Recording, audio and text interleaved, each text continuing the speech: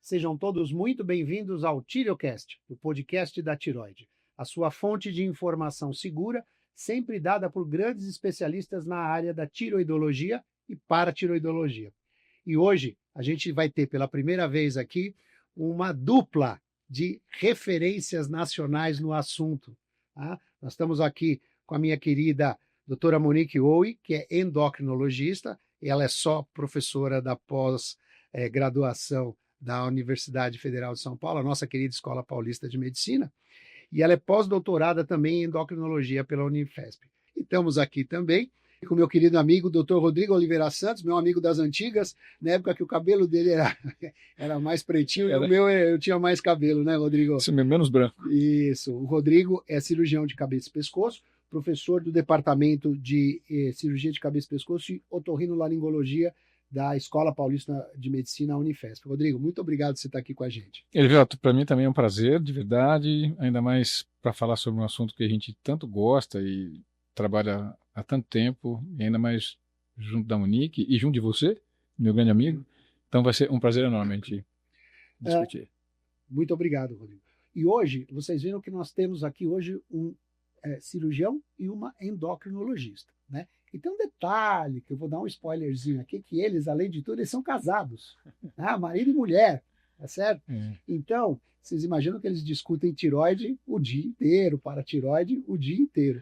E eu os trouxe aqui porque eles são grandes referências, não só em tireoide, mas também em paratireoide, né?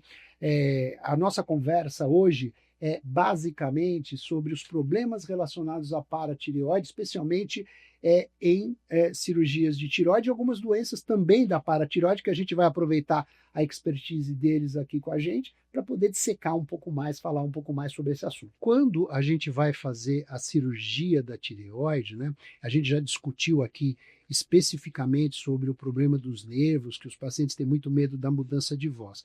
Mas um outro medo muito grande dos pacientes, e talvez hoje dos cirurgiões também seja até mais importante do que a própria alteração da voz, né? Porque a gente tem mais tecnologia sobre isso. Por que os pacientes têm tanto medo do problema de cálcio? Então, eu vou, se você me permitir, vou fazer só uma observação. Como você falou, né? A gente tem que lembrar que historicamente, Elivelto, eu gosto sempre de falar disso, a gente conheceu as paratiroides por conta da cirurgia da tiroide, né? Tudo começou lá no final do século XIX, quando os cirurgiões começaram a operar a tiroide. Porque antes disso eles tinham medo de operar a tiroide. E, né, eles tinham muito medo, aliás, me desculpe, né? E aí eles começaram a operar a tiroide e começaram a ocorrer uns fenômenos muito diferentes. Imagina você que você operava a tireoide, tirava a tireoide do paciente, e dias após ele começava a se contrair, convulsionava, parava de respirar e alguns morriam, literalmente. Eles não sabiam por que isso acontecia. Olha que coisa pensar nisso, né? Que tenebroso. E aí, obviamente, com o tempo, descobriu-se que aquelas 4 bolinhas, ou estruturas delicadas do lado da tireoide, elas não poderiam sair na cirurgia da tireoide. Porque quando elas saíam, era catastrófico o que acontecia no corpo, mesmo sem eles entenderem como nem porquê. Né? Mas o fato é que a gente descobriu as paratiroides já por conta da cirurgia da tireoide, portanto eu estou falando de muito tempo atrás. E hoje a nossa preocupação continua a mesma, porque sim, nós cirurgiões, nós temos que zelar por essas estruturas durante a cirurgia, qualquer cirurgia do pescoço, mas a cirurgia da tireoide é muito feita, né, Erivelto? Na nossa prática clínica.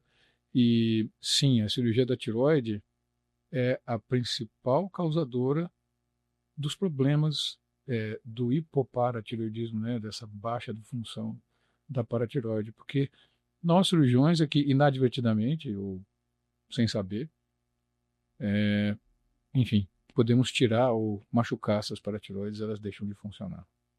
Você falou uma coisa que me chamou a atenção, porque para você ter o problema, e aí a Monique depois vai explicar para a gente em detalhes, mas para você ter o problema da paratireoide, você não precisa tirar a paratireoide, só você machucar a paratireoide, ela pode sofrer? Pois é, Essa é a maior sutileza, né, Elivelto? Essas estruturas são muito delicadas.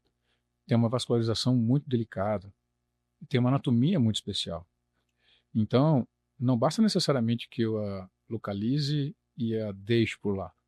Eu preciso tentar salvaguardar para que ela fique funcionante, né, e bem. E muitas vezes eu posso achar que ela está bem. Mas se eu a tratei, né, mal, vamos dizer assim, eu posso machucá-la, deixá-la disfuncionalizada, e apesar de ficar no corpo, ela não consegue pagar a conta dela, tem que pagar a conta, né? Como a tireoide tem que pagar a conta, né? Ele já todo dia. E se não pagou a conta, agora tem uma diferença que eu já gostaria de falar disso agora. Pois não. Infelizmente, né? Desde o começo do século XX, a gente está tentando repor o hormônio da paratireoide. Pelo menos lá no começo, os cirurgiões, quando perceberam que era a paratireoide que fazia falta, que os pacientes morriam, eles purificaram extrato de paratireoide para dar para os pacientes, para eles não morrerem. E até hoje, a Monique depois vai corroborar isso para a gente, é a única disfunção hormonal que a gente não tem uma reposição onde venda isso na farmácia, né? PTH, infelizmente, não vende na farmácia. E esse é um grande problema, né, Ricardo? Esse eu acho que é o próximo ponto, ou talvez o mais importante, disruptivo da história da cirurgia da tireoide e da paratireoide. É o dia que a gente conseguir ter PTH vendendo na farmácia, aí vai mudar a nossa história completamente. Mas até hoje, um século depois dessa história, a gente não conseguiu ainda sintetizar esse hormônio da forma correta e, enfim, é isso que a gente está tentando ter. Tem um longo caminho ainda, né? Pois é. Monique, eu queria que você explicasse para a gente, porque a gente está falando aqui da queda de cálcio, a gente está falando de machucar as paratireoides, mas eu queria que você explicasse para a gente quais são os principais problemas que a gente tem com a paratireoide. Um é quando a gente machuca a paratireoide e ela funciona pouco, né? E o outro, ela pode funcionar muito também, não pode? A gente tem o hiperparatiroidismo, é quando você tem um aumento da função dessa paratiroide, em que você tem um aumento da produção desse hormônio, que é o PTH. E a gente, na verdade, não sabe por que a pessoa, de repente, começa que produz mais hormônio. Em geral, o mais comum é que isso aconteça na mulher após os 60 anos de idade. Então, em geral, não é uma doença maligna, não é uma coisa, não é um câncer, não é nada assim. Só que, por alguma razão, as paratireoides começam a produzir mais hormônios que deveriam. E aí, o que a gente tem de risco maior? É que esse PTH, quando ele está aumentado de forma errada, né, errônea, né, ele vai lá no ossinho, tira o cálcio do osso, joga no sangue, que vai parar lá no rim. Então, com o tempo, isso aumenta o risco da pessoa ter uma osteoporose, de ter uma fratura e de ter uma pedra no rim, né? Então, isso vai acontecendo ao longo do tempo. Às vezes leva 10 anos para que isso se manifeste, mas entendo, é uma condição que tem diagnóstico, tem tratamento, é resolutivo e você consegue reverter muito das principais alterações que esse PTH aumentado pode trazer. Muito bem. Isso é quando a paratireoide funciona muito. A mais. Isso. E aí você disse, né, que quando a paratireoide funciona pouco,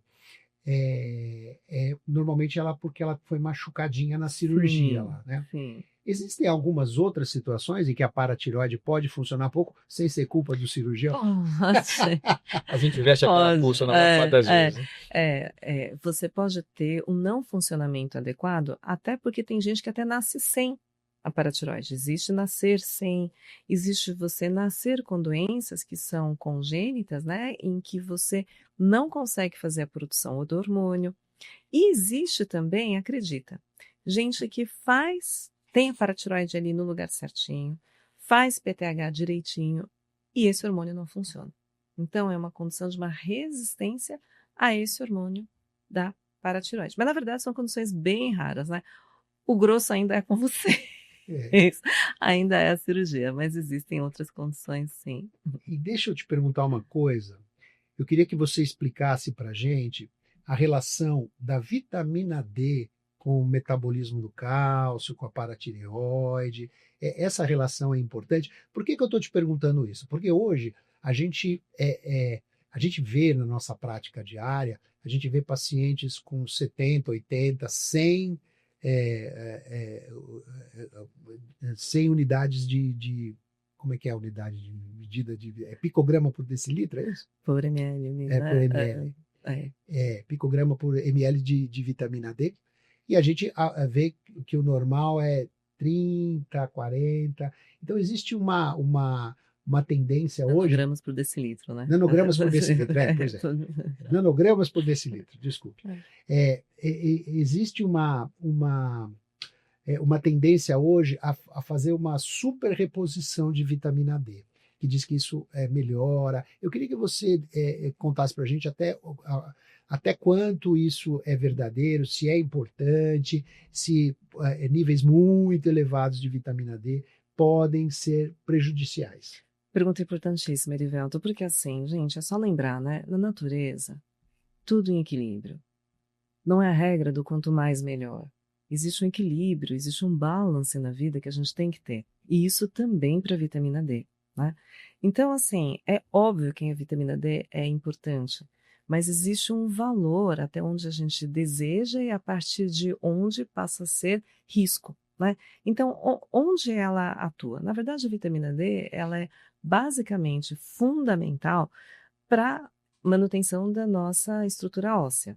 Então, na criança que está em crescimento, ou na mulher na pós-menopausa, ou numa gestante que vai amamentar, no idoso, é claro que a gente precisa que isso esteja suplementado em níveis que a gente diria que são os necessários para que fisiologia, para que o corpo da pessoa rode bem, né?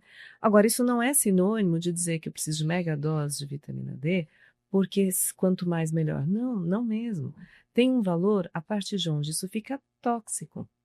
E, infelizmente, quem tem que se virar quando você chega no nível tóxico é o rim. Se você intoxica a pessoa com essa vitamina D, isso vai levar uma sobrecarga para o rim.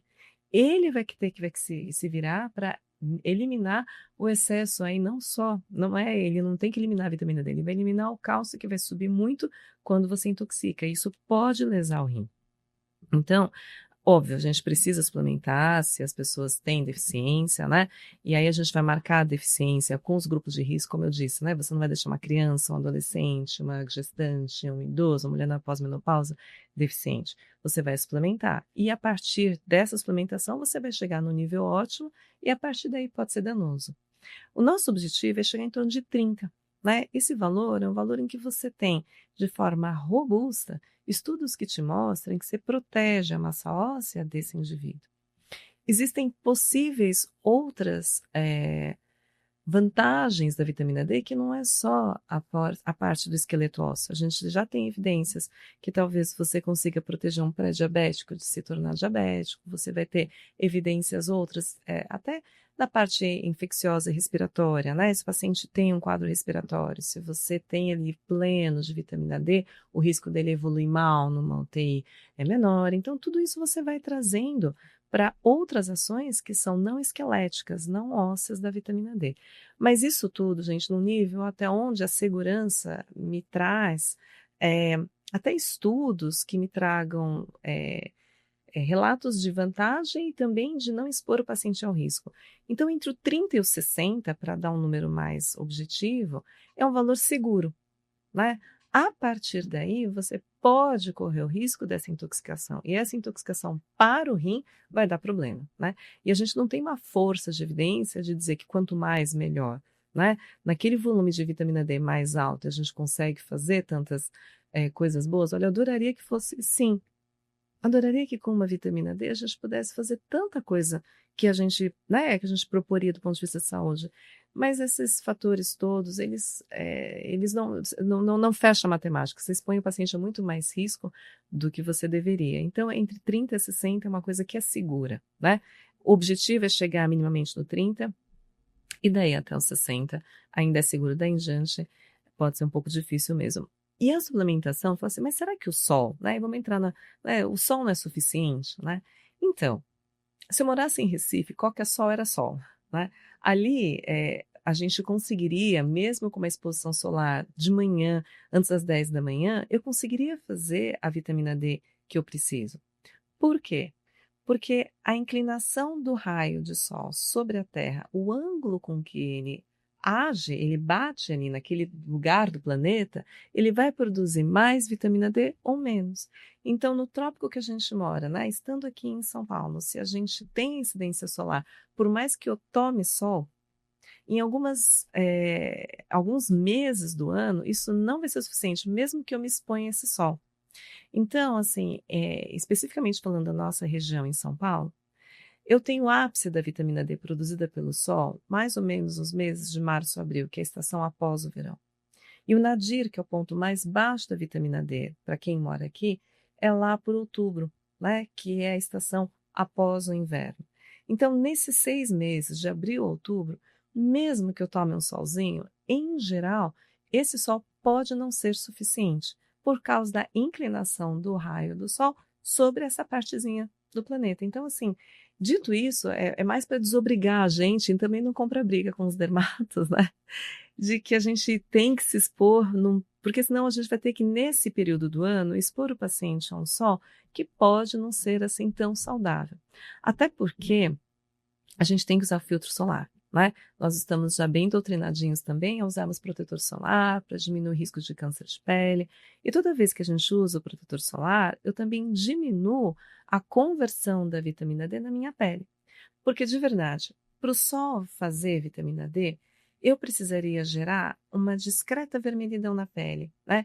A termoisomerização requisita que eu aqueça e eu bronzeie um pouco essa pele. Então, assim, com protetor solar, isso vai ficando mais difícil. Mas eu falo isso, gente, não é para a gente não tomar sol. Pelo contrário, que a gente curta a nossa atividade ao ar livre, que a gente faça nosso esporte ao ar livre, que a gente tenha esse tempo de convivência um pouco com a natureza e tudo certo.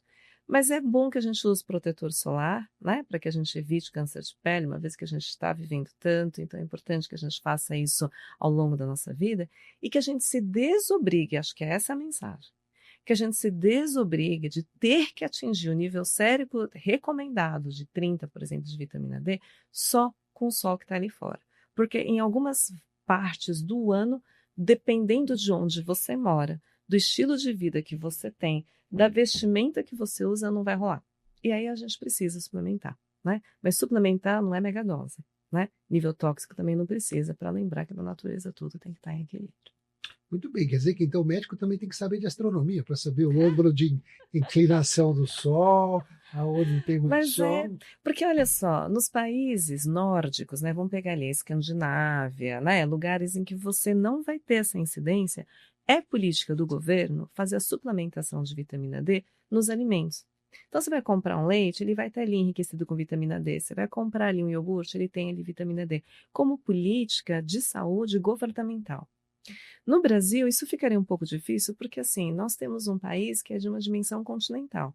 Então, numa certa região do país não seria necessário, em outras seria muito necessário. Então, assim, é difícil mesmo você organizar uma política de saúde, suplementação nutricional para o Brasil todo, porque há uma mudança importante mesmo dessa incidência solar no nosso país. Olha, tem um estudo bem bonitinho que foi aqui da nossa Unifesp, uma pós-graduanda nossa, que fazia assim. Por um ano, ela é Ângela Leal, ela é doutora lá em Sergipe, ela fez um estudo maravilhoso. Ela pegou ampolinhas de uma substância que imita a pele na hora de converter a vitamina D. E essas ampolinhas, a gente falava que ela era babá das ampolas, porque uma vez por mês, por isso assim, anos ela fez isso, tá? Ela levava essa ampolinha e deixava um fim de semana tomando sol em Fortaleza, e na mesma época ela deixava uma ampola tomando sol aqui em São Paulo. E foi fazendo isso, gente, juro, mês a mês. Cata um voo, leva essa ampola para lá, deixa uma ampola para cá. Leva e fica ali olhando. E aí você vai ver a conversão da vitamina D ao longo do ano inteiro. Para ver essa sazonalidade. Ali, então, na região do Nordeste, a produção de vitamina D é igual o ano todo. E aqui em São Paulo a gente tem essa modificação. Então não tem jeito. Isso é físico, é geográfico, e tudo bem, basta que a gente saiba, né? Então, assim, como é que eu vou pedir para que o governo faça uma suplementação né, aí você muda daqui para lá, você toma aqui, você não toma, lá você come, aqui você não come, é difícil, né? Diferente você pegar a Noruega, de repente, diferente você pegar a Suécia, ali o país inteiro vai ser deficiente no inverno, né? Aí fica fácil você suplementar. Então é engraçado, porque nos países que têm essa política de suplementação na Europa, a vitamina D chega a ser melhor do que nos países que são mediterrâneos, por exemplo, e que têm uma exposição solar importante no verão, mas que ali não é política de governo. Então, aqui, onde tem mais sol, teoricamente, tem vitamina D menor do que nos países escandinavos. É porque aqui o ano inteiro eles são suplementados, né? Interessante. É mais ou menos o mesmo raciocínio do iodo no nosso sal, né? Também, Quase também. isso, exatamente. É legal isso, né? Eu só gostaria de reforçar uma coisa relacionada com o estilo de vida que você falou, né, Monique? Porque não adianta também, e também há estudos dessa forma, né? De você concluir que porque eu moro no Recife, portanto eu vou ter vitamina D boa. Jamais. Porque é o estilo de vida, né? Estilo de vida. Se eu sou médico, passo o dia inteiro dentro do centro cirúrgico, operando. A gente parece vampiro, né? Não tem exposição nenhuma ao sol. Quando expõe, tá de roupa, ou protetor solar. Não vai fazer vitamina D nenhuma. Essa tem uma historinha bem bonitinha também. Tem um outro doutor Sérgio Maeda, que foi fazer a tese de pós-graduação dele também, em que ele pegou idosos institucionalizados para olhar a vitamina D deles. Então, eram idosos que estavam, assim, em casinhas de repouso, e eles tinham vitamina D. Aí ele tinha que comparar com o grupo normal. Aí esse normal, ele foi atrás de quem? Então, dos alunos da faculdade, os residentes, pessoal jovem. Gente, os normais estavam pior do que os idosos. Que os velhinhos. Né? Então, o residente que está dando plantão, o aluno que está estudando, imagina. No fim eles eram piores. Então, esse normal, eu falei assim, nossa senhora, vou ter que mudar essa história, né? Por quê? Ou ele está sempre de jaleco, está na rua, está usando avental, ou ele não está realmente expondo-se ao sol. Então, não adianta você morar. Não adianta você morar num lugar ensolarado se você não se expõe, né? Aí a gente ficou brincando, né? Eu tô residente bom que tem a vitamina D baixa, né? Muito bom. Agora, bom, deixa eu te perguntar uma coisa.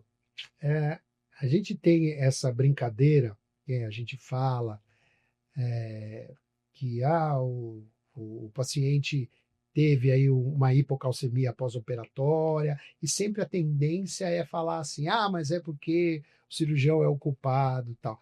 E a gente sabe, né, e eu queria ouvir você falar disso, que muitas vezes, e você até disse isso, a gente vê a paratireoide ali, a gente vê as paratireoides, a gente trata com carinho as paratireoides, e aí você, mesmo assim, você tem um problema de queda de cálcio no pós-operatório, porque as paratireoides estão sofrendo. Por que isso acontece? Como é que é? Então, a gente tem que lembrar, e é difícil a gente conseguir expressar isso para quem não é ou não vivencia isso, né?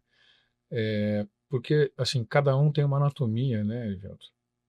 Cada paciente que a gente vai operar, essa relação entre paratireoide e tireoide, ela pode ser diferente. Então, eu posso ter pacientes onde essas paratireoides são muito mais casadas com a tireoide do ponto de vista anatômico, de vascularização, de ter uma relação muito mais íntima, e ter pacientes onde essa relação é mais afastada. Então, isso diz muito respeito às dificuldades que o cirurgião terá durante a cirurgia, né? Tem cirurgias, de fato, que a gente passa uma boa parte do tempo tentando simplesmente soltar, liberar as paratireoides com toda a delicadeza e com a vascularização íntegra, né, para que a gente possa mantê-las bem, durante muito tempo, tentando isolá-las da tireoide, de tão íntima às vezes que é essa relação. A gente tem que lembrar que, só para que a gente se recorde, né, embriologicamente falando, há uma relação muito íntima das paratireoides superiores com a tireoide, porque elas vêm da mesma embriologia. Então, há paratireoides que estão praticamente grudadas na tireoide, ou até subcapsulares, ou até, isso não é comum, mas diga-se de passagem, a paratireoide pode estar dentro da tireoide, o que é muito complicado, porque você vai acabar retirando ela sem nem saber que ela estivesse lá. Mas isso, graças a Deus, é muito raro. Vamos Só combinar. Uma pergunta, quando você fala vascularização, você quer dizer o tanto de sangue que está chegando, isso, me perdoe, tireoide. Isso, porque a gente tem que lembrar que, por mais que eu possa deixar uma estrutura ali, a paratireoide, se não chegar o sangue direito para ela, ela não vai trabalhar bem, ela vai perder uma parte do tecido dela por falta de sangue, né? Então, quem está nos ouvindo tem que lembrar disso, que às vezes, por mais delicado que o cirurgião seja, e responsável, e dedicado, e comprometido com o paciente dele, experiência. e com experiência, com cabelo branco, ou sem cabelo, ou sem cabelo, às vezes o caso é difícil, a anatomia é difícil, e vai exigir desse paciente uma dedicação enorme. O que a gente tem que estar comprometido é com essa responsabilidade, né, Heriberto? Eu sempre digo, a nossa responsabilidade com o nosso paciente é desse comprometimento, né? Olha, eu vou me dedicar, eu vou fazer de tudo. E existe, só para que fique claro também, existem 2 cenários. Existe aquele paciente onde as paratireoides sofrem durante a cirurgia e é como se elas ficassem parcialmente nocauteadas, mas ela fica 1 semana sem produzir hormônio bem, 2 semanas, 3 semanas, na 4ª semana ela começa a acordar, ela começa a voltar desse nocaute, não é isso? E ela volta, ela começa a produzir hormônio, então a gente chama isso de um hipopara, quer dizer, uma deficiência do hormônio que é transitória. Então isso produz para o paciente um decaimento da qualidade da vida dele por um momento transitório, vai? Semanas ou poucos meses depois da cirurgia, mas depois tudo volta e o paciente volta a ter uma qualidade de vida, digamos, padrão, sem ter que se preocupar com aquele déficit lá. Aliás, depois a gente devia dizer o que esse déficit leva, né? Enfim, mas enfim, e existe uma coisa que é mais grave, né? Que é quando as paratireoides foram realmente nocauteadas. E aí passa-se meses e anos e esse paciente não produz mais PTH. E a gente chama isso de hipoparatireoidismo definitivo. E aí depois a gente podia falar sobre isso, porque a qualidade de vida e a saúde desse doente vai estar muito comprometida, né? Esse é o problema. Muito bem. Então vamos voltar aqui para a Monique, né? Ela fez lá um paciente, tinha um nódulo de tireoide, esse nódulo era maligno, precisava fazer uma tireoidectomia total. A gente vai, talvez, eu acho que não vai dar tempo, porque a nossa conversa está muito boa, e normalmente essas conversas boas passam rápido. E a gente pode até discutir, se tiver um pouquinho de tempo, falar em tireoidectomia total e parcial para câncer, mas enfim. Aí o seu paciente volta para você e fala assim, doutora, eu fiz a tireoidectomia total, a cirurgia foi um sucesso, mas eu estou aqui, o doutor me deu um monte de comprimido de cálcio, estou tomando cálcio, estou tomando aquele outro comprimidinho que é caro, que chama calcitriol. E aí, o que você faz? Como é que você lida com isso? Como é que a gente faz para lidar com esse paciente? Então, a primeira coisa é a gente entender que o que aconteceu, embora seja uma coisa que a gente não deseje, né, ela faz parte da condição de quem vai para uma cirurgia e pode, isso a gente explica, né, assim, não é desejável, mas pode acontecer mesmo, né. E aí, o outro detalhe é que a gente começa exatamente desse jeitinho, com esses comprimidos assim mesmo, porque a paratireoide que produz esse PTH, que na verdade é esse guardião do cálcio, na ausência dele, coisas vão acontecer. E o cálcio vai cair e, portanto, a gente tem cãibra, tem formigamento, né? Contratura da musculatura. O que dá cãibra? Porque o músculo, para ele contrair e soltar, ele precisa de cálcio. Então, na ausência dele, ele não sabe bem como fazer, né?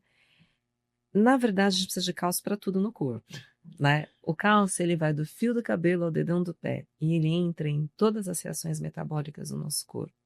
Tanto é que o cálcio, ele é um esforço grande que a gente mantenha ele, né? Na nossa natureza, conservar esse cálcio é sempre um desafio para a natureza, isso é importante mesmo. Então, na ausência desse PTH, esse cálcio vai tender a cair, a gente precisa tomar o tal dos comprimidinhos.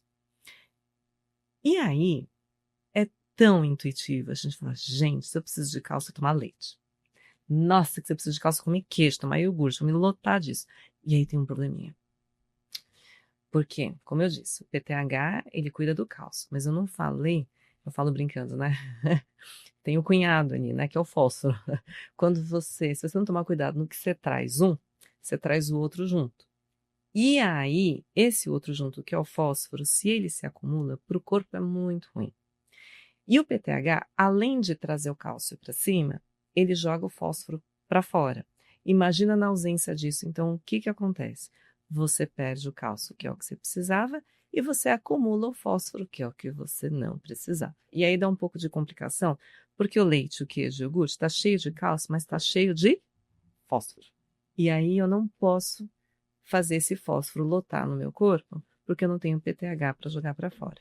Então, o que a gente faz? Não é que a gente proíbe, mas a gente pede para a pessoa, assim, fazer o mínimo que der. Ai, doutora, eu gosto de tomar um copinho de leite de manhã. Tá bom. Toma esse copinho de leite e para ali.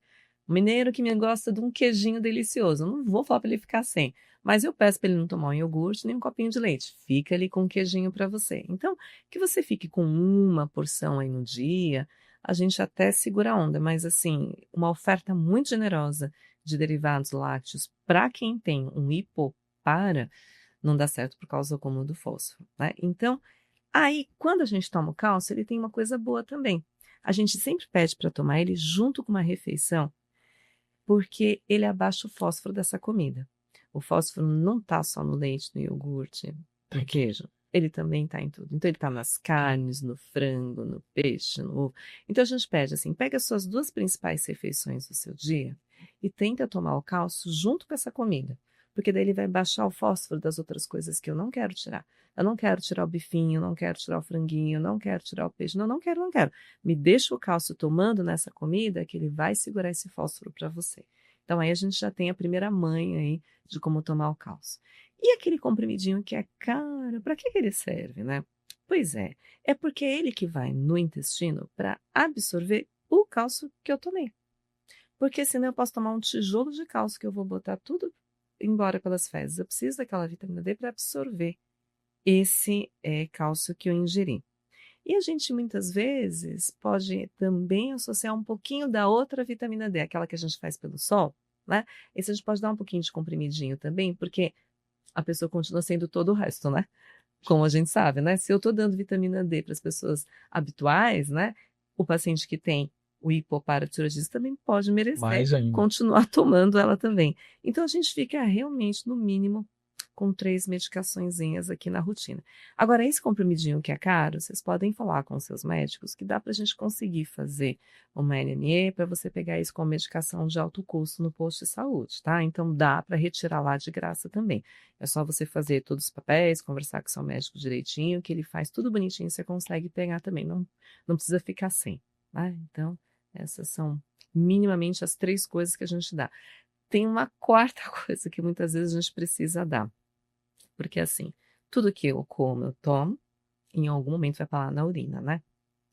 E aí, o PTH também tem a ação de absorver o cálcio da urina. E na ausência dele, a gente começa a perder. Para a gente evitar essa perda, a gente dá um pouquinho de um remédio que é tipo um diurético. Quando ele joga água para fora, ele puxa o cálcio para dentro. E assim a gente consegue esse equilíbrio. Então, essa prescrição é uma prescrição que vai mais ou menos aí algumas 4 coisinhas. É o cálcio, é o calcitriol, que é esse que a gente fala que é caro, mas o SUS fornece. É o colicalciferol, que é a vitamina D que a gente faria pelo sol, mas a gente pode suplementar. E às vezes um pouco desse diurético, um pouquinho, para ajudar a não perder tudo que você está pondo para dentro pela urina. É isso. Muito bem. Rodrigo, você explicou muito bem, e a gente sabe que existem algumas cirurgias que a chance de você ter uma queda de cálcio ela é maior do que em outras. Então, por exemplo, você vai operar um paciente jovem que tem um nódulo de 3 centímetros, que é um carcinoma ou é suspeito para malignidade, mas o paciente não tem hipotiroidite, não tem tiroidite, a tiroide, o resto da tiroide é normal, não tem metástase. Esse paciente tem uma chance menor de ter hipocalcemia, porque a situação, em tese, sempre em tese, porque você explicou muito bem que a anatomia muda muito. Então, agora, você vai operar, por exemplo, paciente com Graves, que é um bócio tóxico, ou você vai operar um paciente que tem tiroidite, tem carcinoma e tem metástase no nível 6, onde você sabe que nessas situações você vai ter uma chance maior de ter uma queda de cálcio. Você tem algum cuidado especial que você faz? Existe alguma coisa? Você já entra com cálcio no pós-operatório? Como é que você lida com esses pacientes? Elivelto, vamos lá. Sim, é importante realçar isso também, né? Porque há situações em que a gente tem que trabalhar junto da área que as paratiroides se encontram, para, por exemplo, tirar alguns gânglios no paciente que tem um tumor da tiroide mais agressivo, né? Sim. Então a gente acaba expondo ainda mais essas paratiroides que a gente, durante uma cirurgia convencional, a gente só quer, digamos, afastar com a maior delicadeza as paratiroides de perto da tiroide para poder tirar a tiroide sem machucá-las. Agora, há cirurgias que, além de tirar a tiroide, eu preciso tirar todo esse tecido que está ao redor da paratiroide. E isso, obviamente, vai fazer com que elas fiquem ainda mais em risco, né? Então, isso também é uma situação que às vezes a gente fica brincando, mas é desafiador para nós cirurgiões, não é isso? Sim. Tem cirurgias que realmente são desafiadoras, assim como no Graves. A gente sabe que a doença de Graves, o hipertiroidismo daqueles pacientes que têm um acometimento sistêmico, né, até nos olhos, não é isso? As pessoas vão se lembrar, né, aqueles pacientes que têm tremores ou podem ter aquela exoftalmopatia, né, que é o olho saltado, né? Esses pacientes, pelo hipermetabolismo que eles têm, há uma associação muito forte que eles têm, por mais cuidado que a gente tome, né, com as paratiroides, há uma associação maior, principalmente com um hipoparatiroidismo transitório, aquele que eu digo que vai acontecer, né, no pós-operatório ali. Então, isso exige muito da gente. Eu vou dizer para você que, assim, algumas dicas, né, o que a literatura às vezes pode sugerir, e hoje a gente aprendeu com tranquilidade, é suplementar esses pacientes antes com vitamina D, por exemplo. Deixá-los plenos de vitamina D. Né, a gente acabou de explicar dessa associação. Quando eu tenho uma boa vitamina D, todo o cálcio da minha dieta fica mais facilmente absorvível, né, quando eu como. Então, isso garante no pós-operatório que pelo menos esse tipo de auxílio vai ser assegurado. Outra coisa é que essa cirurgia exige mais do cirurgião do ponto de vista dos cuidados, né? Existe, eu não quero me delongar aqui com as questões técnicas, mas paratiroides que estão em risco ou que naquela cirurgia você percebeu que, durante a cirurgia você já percebeu que ela não está bonita, que ela está muito machucada, existe a possibilidade da gente retirá-la e reimplantá-la. Parece uma coisa, mas não é tão complicado. A gente tem que fragmentá-la e colocá-la dentro de um grupo muscular e, por incrível que pareça, é como se fosse uma semente, né? Você coloca lá a paratiroide dentro de um músculo e ela vai ser nutrida pelos vasos daquele músculo, por incrível que pareça, e os trabalhos mostram que esse tipo de atitude, quando você faz esse tipo de transplante, você consegue preservar mais a função da paratiroide, visto que ali naquele leito ela ficaria praticamente desfuncionalizada. Outra coisa é a gente tomar cuidado com a questão de orientação dietética do paciente no pós-operatório, com as medicações no pós-operatório, né, Erivelto? Mas, assim, infelizmente, é o que eu estou dizendo, eu vou voltar para aquela questão que a gente colocou no começo, né, Erivelto? Eu espero que, apesar de ter cabelos brancos, a gente ainda possa ver, ainda nessa vida, quem sabe, vendendo o PTH na farmácia, né, meu amigo? Isso seria uma revolução, imagina que alívio para a gente. Eu acho que nós, cirurgiões, teríamos a responsabilidade de permanecer com o nosso objetivo, né? Eu vou continuar tomando conta da paratiroide, óbvio, eu vou continuar tentando deixá-la lá, porque nada vai substituir aquela função normal da paratiroide.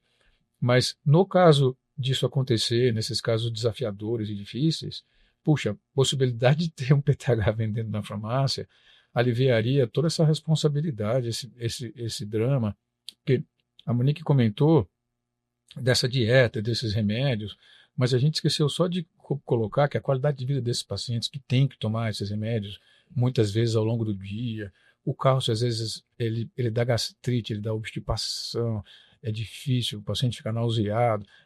Rapaz, a qualidade de vida desses doentes não é isso? Só quem vê, né, Monique, sabe que ela pode ser muito comprometida. Então, o melhor dessa doença é a gente tentar evitá-la. E, se possível, quando vender PTH na farmácia, a gente vai ficar feliz, porque a gente pode manter a qualidade de vida desse colega boa, né? Perfeito, excelente. Agora, Monique, o Rodrigo explicou muito bem que às vezes o cálcio cai, né? O paciente, as paratireoides não funcionam direito, mas elas voltam a funcionar. E tem algumas vezes que, infelizmente, elas não voltam mais a funcionar. E como é que você, lá no seu dia a dia, você diz, esse paciente vai voltar, esse paciente não vai voltar? Gente, tem umas coisas interessantes, né? Primeiro, você acredita que o momento mais legal do paciente, no caso da paciente para o hipopara, é quando ela engravida? É mesmo. Juro, porque a placenta produz uma coisinha igualzinho o PTH, chama PTH-RP. E ela funciona como o PTH. Então, durante a gravidez, é sério. E ela existe a placenta na natureza porque ela tem que fazer um esqueletinho ósseo de um bebê inteirinho dentro da barriga, né? Como a gente faz um ser inteiro dentro da gente, né? Um dos milagres que, assim, por mais que estude, é a coisa mais linda do universo. Mas, enfim, para fazer aquele esqueletinho, a nossa placenta, né, enquanto a gente engravida, ela realmente faz com que você tenha um carregamento de cálcio para dentro desta mãe, para poder dar para o nenê. Então, existe um momento na vida da mulher com hipopara em que isso fica muito bonitinho, parece uma lua de mel, que é durante a gravidez. Para dizer que realmente, se a gente tivesse um jeitinho de dar esse PTH, tudo se resolvia, né? Então é um momento bom em que a gente consegue diminuir dose, né? Que a gente consegue controlar muito bem esses parâmetros, né? Mas o tratamento de hipopara não é pedir para ela engravidar todo ano também, né? Isso não vai ser possível, né? Não teria jeito. E o homem, né? Isso não vai dar certo, né? Mas só para entender que a fisiologia, ela tem esse capricho mesmo, né? Mas, então, alguns pacientes, eles realmente podem retornar. E você sabe o que é interessante? Eu tenho visto até 10, 20 anos depois. Tem paciente, assim, que tomava uma mãozinha cheia de remedinho. E 20 anos depois, é sério, tem gente que tá sem nada. Acontece. Porque aquela paratiroidinha, se ela não saiu e ficou ali no leito cervical, ali, por nutrição, assim, por ela ficar embebida no sanguinho, de pouquinho em pouquinho, além dela ficar viva, ela consegue refazer a circulação, porque, gente, o fiozinho de sangue que sai e entra da paratiroide vai por um fiozinho como se fosse um cabelo. Então, cortar aquilo na cirurgia é muito fácil. Agora, para ele recanalizar aquilo, e pensa, o PTH que fez aqui no pescoço tem que chegar até o dedão do pé para não fazer cãibra, ele tem um longo caminho para chegar até lá, né? Então, assim, isso pode realmente, essa circulação que ela volta, ela pode refazer. E, gente, às vezes acontecem anos e depois de anos isso se refaz. Eu não tenho exatamente uma maneira de predizer quem, depois de 2, 3 anos que não voltou até agora, pode voltar. Mas a gente começa a perceber que, às vezes, quem vinha com volumes gigantes de comprimidos, você começa a poder diminuir um pouquinho para o mesmo controle, você percebe que a cada algum tempo você pode reduzir, de repente, de um ano para o outro, a cada 2, 3 anos, pode ser que ela volte com uma função que, embora não seja perfeita, já está bem melhor do que no passado e pode ser que ela consiga aqui se refazer. Mas assim, eu também tenho um alento para dizer, né? Embora seja a última endocrinopatia órfã de reposição, então assim, é o único que a gente não tem hormônio para repor, na verdade, isso até há muito pouco tempo atrás não tinha mesmo, né? Hoje a gente tem liberado pelo FDA desde o final do ano passado, nas agências já na Europa, já desde o começo do ano passado, uma molécula nova, que é o Transcom PTH, que consegue fazer uma manutenção dos níveis do cálcio com 0 de comprimido, gente. Deu para o paciente ficar sem nenhum daqueles 4 que eu falei, mantendo o cálcio no limite certo, o fósforo no limite certo, a urina sem perder, isso em longuíssimo prazo, né?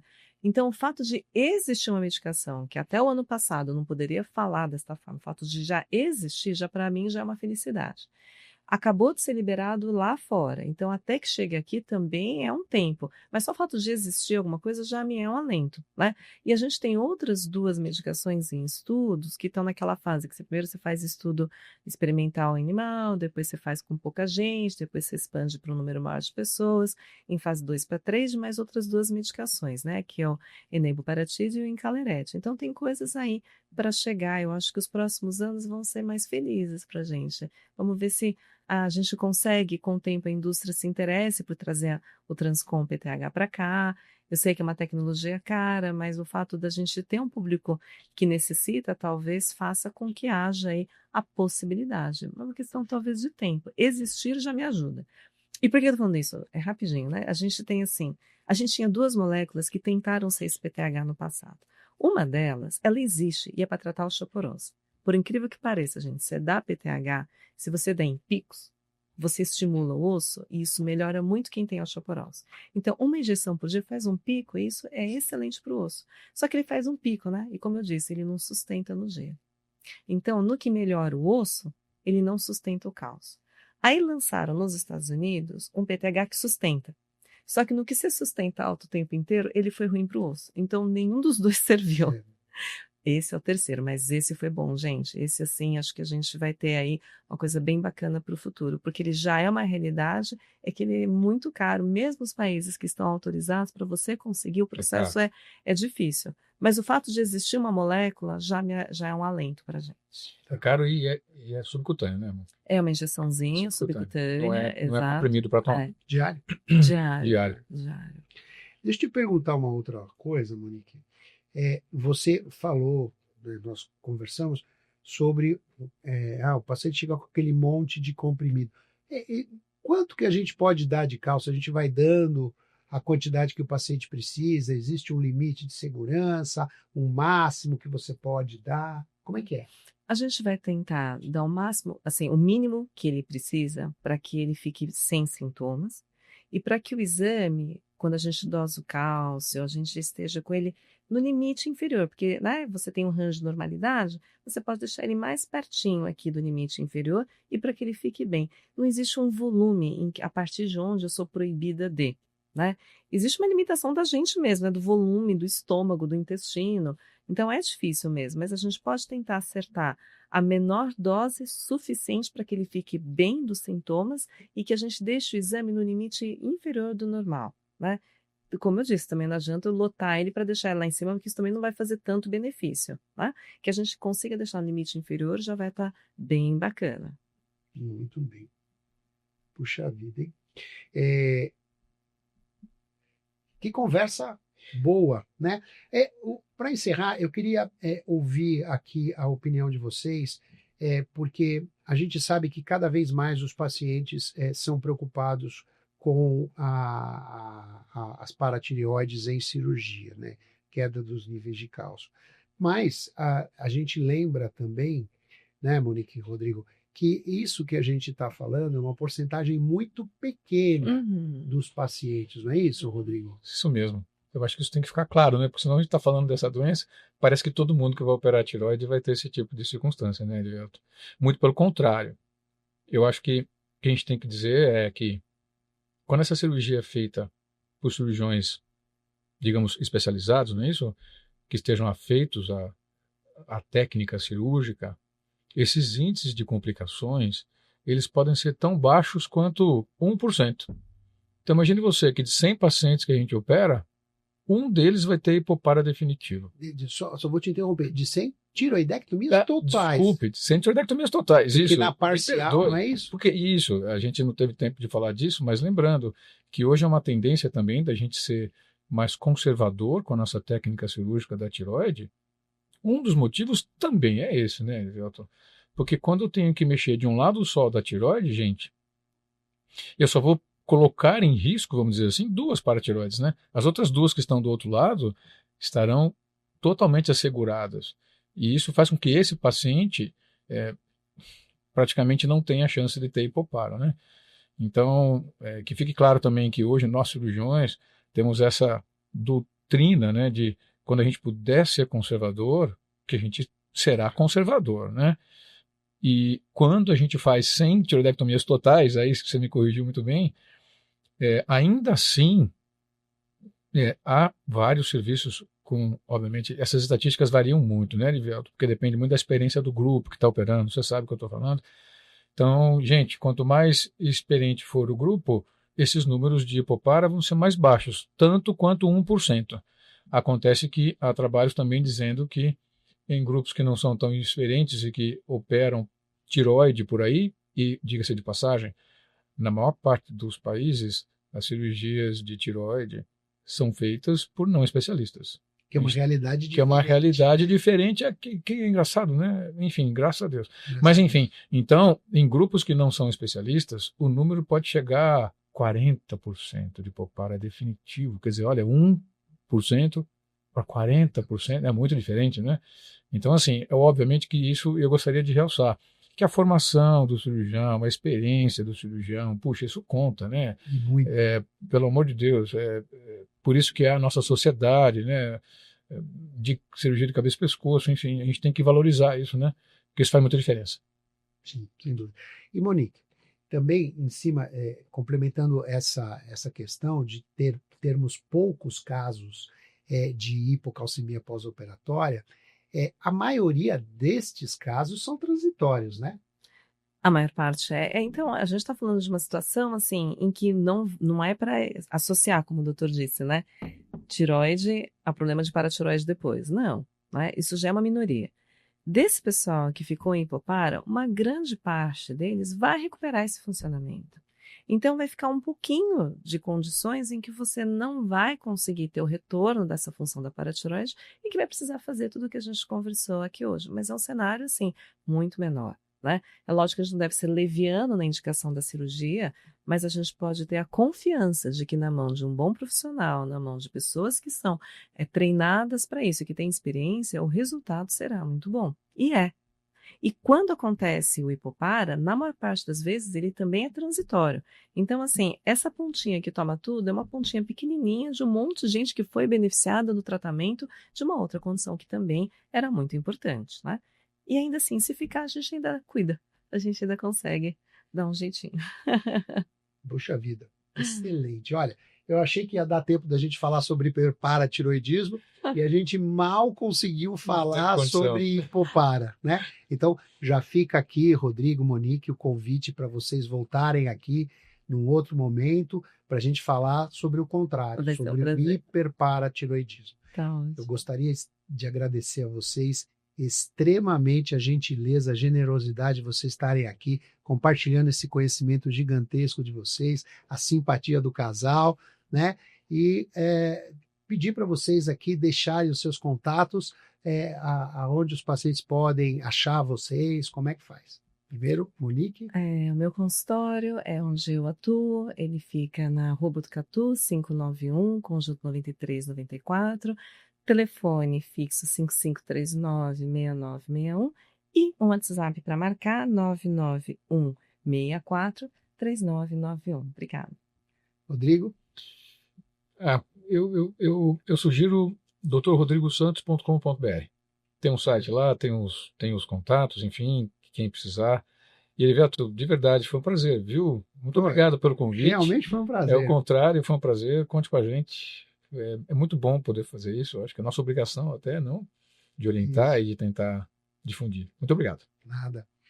Eu gostaria, então, de agradecer a você também que participou aqui, assistiu ou ouviu o nosso podcast, que curta e compartilhe, mostre este podcast para as pessoas que estão interessadas em saber um pouco mais sobre os problemas da tireoide, com informações dadas sempre por grandes especialistas, e lembrar a vocês que o Tireocast, o podcast da tireoide, é um oferecimento da Abratip, Associação Brasileira de Apoio aos Doentes com Doenças da Tireoide e da Paratireoide. E lembrem-se, a moda é cuidar da tireoide.